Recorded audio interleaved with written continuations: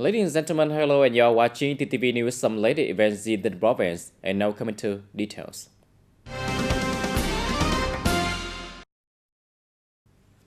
Ladies and gentlemen, on the afternoon of May 8, 2025, at Baden Mountain in the province, a solemn procession was held to escort the last release of Sakyamuni Buddha. This is part of the activities within the framework of the United Nations Day of Vesak 2025. Attending the big event, the acting chairman of the Provincial People's Committee, Mr. Nguyen Hồng Thanh, along with more than 1,200 international delegates from over 80 countries and territories, and over 800 domestic delegates from the Vietnam Buddhist thinker, the Lieutenant Provincial Buddhist thinker, as well as the leaders of provincial departments and sectors. The sacred relics of the Sakyamuni Buddha were escorted from the Vietnam Buddhist Academy in Ho Chi Minh City and at the Buddhist Exhibition Center on the summit of the Badang Mountain. The enrollment ceremony of the Buddha's golden body relics was conducted with a solemnity and reverence.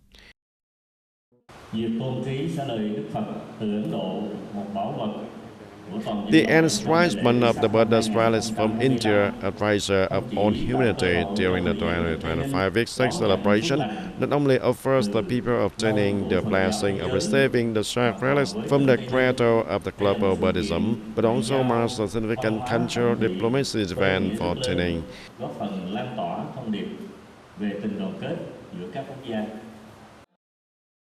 It contributes to spreading the message of solidarity among nations. It is known that from the afternoon of May the 8th until May the 13th of 2025, the Buddhists, the public, and visitors can come to pay homage and offer prayers. The Buddha released a national treasure of India, a rare Baden Mountain incident, and will remain there until May 13. On this occasion, a large number of Buddhists, local, and tourists are expected to visit for pilgrimage and worship. To ensure safety and order, the provincial police have mobilized maximum force to regulate traffic flow and implement various measures to maintain security in the area. According to report from correspondent on May 8, right from the outskirts of Baden Mountain, traffic regulation and the flow of pilgrims and worshippers were strictly managed by the police and functional forces. Traffic police were present 24/7 at key routes such as Malabro, Robinson Road 790, Sinan Kamrun Road, and Phang Shuida Intercommunal Road, among others. To manage traffic from a distance, prevent congestion, and ensure safe and smooth movement for convoy and the public. Throughout the event, from May 8 to 13, traffic police and other specialized units rapidly implemented plans to maintain traffic safety, allowing people to make their pilgrimage and worship the Buddha's relic with peace of mind.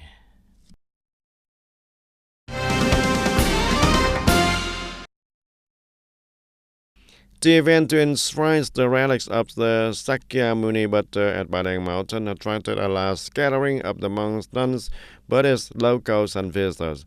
The relics of Sakyamuni Buddha, a national treasure of India, was approved by the government of the Republic of India to be brought to Vietnam under the strict security protocols and significant ceremonial procedures through the official diplomatic channels. And after being enshrined in TayNinhTV on May the 13th, the Buddha's relics will be ceremoniously escorted from Badang Mountain to Hanoi and enshrined at the Quán Sứ Pagoda. And on May the 17th, the relics will be brought to Tam Chuk Pagoda in Hanam Province. And on May the 21st, the organizing committee will bid farewell as the relics are returned to India, concluding their short journey in Vietnam. Ladies and gentlemen, buffaloes and cows are traditional livestock for farmers. Today, while many large-scale farms have emerged, small-scale household farming of buffaloes and cows still exists due to their easy care, relatively, and low investment, and readily available feed. However, these animals are highly susceptible to disease, especially during seasonal transition like now. Farmers are advised to stay vigilant to protect their herds. Mr. Trần Văn Tâm family in Hòa Bình neighborhood and Hòa World Town has been raising cattle for many generations. Besides breeding cattle, he has recently started fattening cattle and raising cow spawn to his cows to sell for meat. And with many years of experience raising cattle, He always explained the strict vaccination and burn hygiene practices so his herds remain healthy. And during recent lumpy skin disease outbreak that arrests and ravaged the surrounding area, causing mass deaths of the cattle and buffaloes, it caused were infected. And during the rainy seasons, it's crucial to check if the cattle are eating properly. And if I see a cow looking sluggish, I don't take it out in the sun, but keep it in the barn. At the large-scale livestock farms, owners pay great attention to disease vaccination and proper care for the herds also. So the cattle raised in concentrated industrial setting rarely experience disease outbreaks. Small-scale buffaloes and cattle farmers are more susceptible to disease. And to prevent disease penetration, the Lieutenant Animal Husbandry and Veterinary Sub-Department advises the farmers to implement the good biosecurity measures, vaccinate and limit the free-range grazing of buffalo and cattle. To current farming practices, we recommend the farmers minimize grazing, and when grazing, firstly, disease control cannot be managed. Secondly, when the weather changes and there are no fixed shelters, cattle and buffalo become very unsafe. And the weather is now transitioning.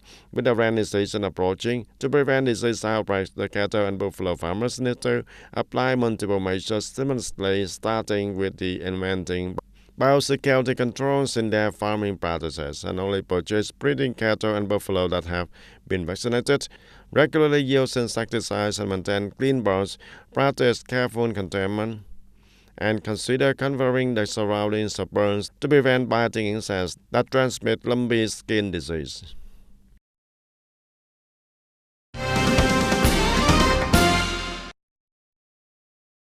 On May 7, at the Ministry of Industry and Trade headquarters, Minister of Industry and Trade and head of the government negotiation delegation on trade with the United States, Mr. Nguyễn Hồng Diên had a working session with Mr. Mark E. Knapper, Ambassador Extraordinary and Plenipotentiary of the United States to Vietnam, to promote negotiation addressing current bilateral economic and trade issues between Vietnam and the U.S. In light of this development, experts have noted that this is a residual period during which enterprise and industry sector need to stay alert and always follow updates. In addition to monitoring trade negotiation with the United States, representatives of industry association also recommended that Vietnam Trade Office upload a hands approach to track, analyze, and assess the trade policies of host country. This would enable timely investment on appropriate policy responses, answering the rotation of export sectors in particular and Vietnam's broader interest in international economic interaction.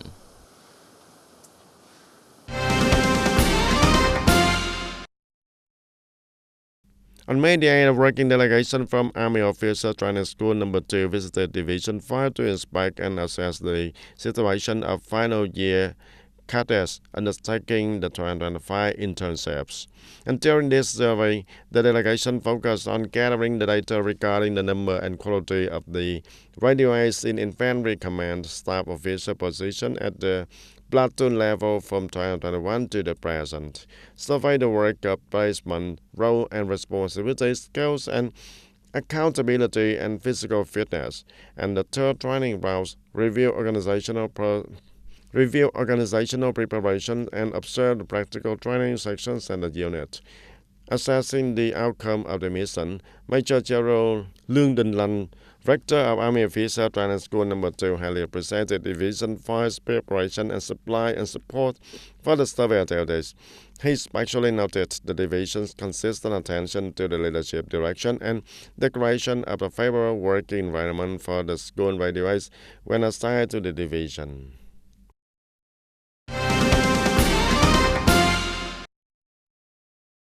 On May 8, the Department of Justice organized a Conference of Legal Education and Legal Knowledge Competition for new rules of 2025 at the Regime 174. At the conference, officers and soldiers of the regime were briefed and educated on various legal revisions, including the youth law and regulation on crime prevention and social evils. They were also equipped with preventive measures and skills to avoid being enticed or caused interest you. Prostitution, rings, human trafficking, and were-trained effective response techniques. Among 7 outstanding children from TayNinhTV who will attend the upcoming International Congress of Alcohol Good Children in Hanoi, Đinh Trần Duy Phúc, a 7th-grade student at TayNinhTV Secondary School in Gò Dầu District, is a sore of pride for his school and family, thanks to the remarkable achievements he has made through his persistent efforts. At various levels of informatic competition, Dufour has become a familiar face, consistently achieving her awards and demonstrating outstanding talent in this subject. In 2023, Dufour won second place in the district-level youth informatic competition, first place in the provincial-level youth informatic competition, and third place in the regional national youth informatic competition. In the 2024-2025 academic year, Dufour won third place in informatic at the provincial excellent student competition. Additionally, in 2023, Dufour also achieved third place at the provincial level in the English 5.0 online competition. At school, Dufour is an exemplary member of the School Pioneer Brigade Committee, pioneering the knowledge learned at school. Dufour also purchased additional books online to explore and expand his knowledge. Throughout my learning journeys, I have continuously worked hard, striving and practicing. Each day before last, I regularly memorize the lesson and review previous material. At last, I actively participate in discussion and throughout my study. Whenever I make mistake, I regularly review the areas to learn from the experience and avoid making the same error again. Besides studying in his free time, Dufour also helped his parents. Behind Dufour's broad and outstanding academic achievements is the quiet support of his parents. Despite being busy with work, Dufour's parents always made time to care about his study and personal development. Whenever he faces difficulties or pressure, his parents not only provide emotional support but also create the best condition for him to study with peace of mind.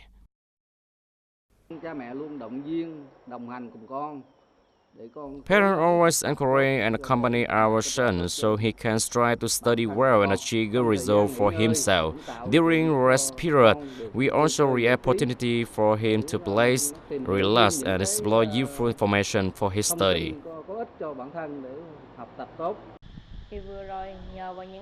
Recently, thanks to my learning effort and achievement during the 2020-2025 period, I received the Alcohol Good Nephew certificate from the provincial chairman, which made me even more proud and confirmed that my academic achievements are very meaningful. This has given me additional motivation. From now on, I will study harder so that I can achieve even more.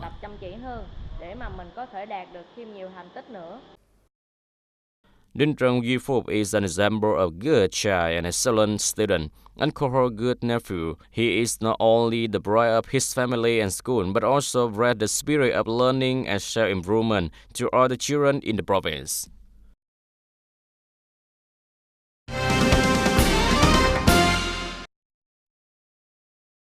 And on May 8, the TayNinhTV Traffic Police Department, in coordination with the TayNinhTV Islamic Community Representative Board, organized a special awareness section on the 2004 road traffic order and safety law for over 150 students at the Islamic Religious Education Center of TayNinhT Province. And during the section, the officers from TayNinhT Traffic Police briefed participants on the current traffic accident situation and the main causes of accidents. They also highlighted the key provisions and new points of the 2004 road traffic order and safety law, such as changes to driving the license classification, decree number 168 on administrative penalties for the road traffic violations, and regulation on the point deductions and license point recovery. Additionally, the section includes awareness raising on the social evil prevention in the province and warnings about this safety easy job with the high salary of first targeting the young people.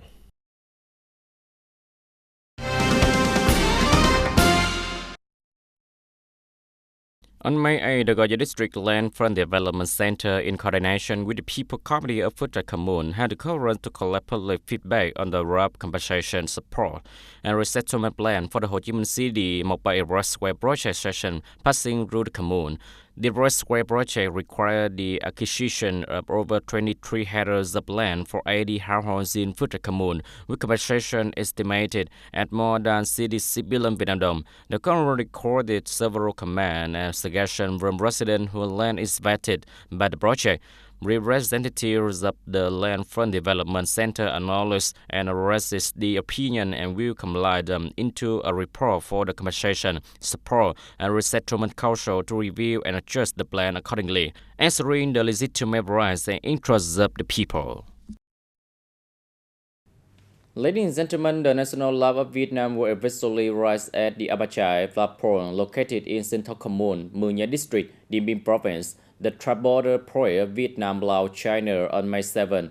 This significant political and cultural event commemorates the 71st anniversary of the defeat for victory and stands as a powerful symbol affirming the sovereignty of Vietnam and its westernmost point. In a solemn and broad atmosphere, delegates along with numerous officers, soldiers, and citizens respectfully conducted the flag-raising ceremony.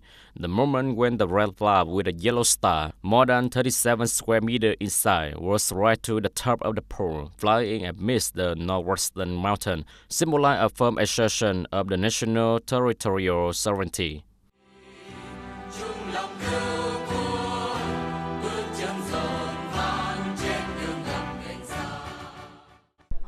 Today in Central Commune, we have built the Abachai flagpole. We are very happy and excited. We will work together to maintain it so many people can visit and learn about it. This is a very important event. People have long desire a flagpole like this. After its completion and operation, tourists will easily come, allowing local people to develop economically while answering national defense and security. The Abachai flagpole construction began in November 2023 on the peak of Hualashan Mountain at an elevation of more than 1,450 meters above sea levels, located more than 1.3 kilometers from milestone O at the tri-border junction. The flagpole stands 45 meters tall.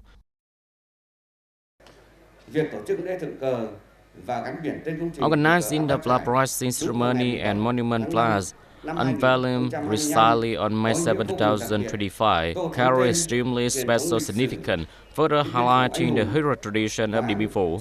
From today, the red lights with yellow star flying over Abachai Peak will forever remind future generations of the value of peace and the responsibility of every Vietnamese citizen in protecting the nation border.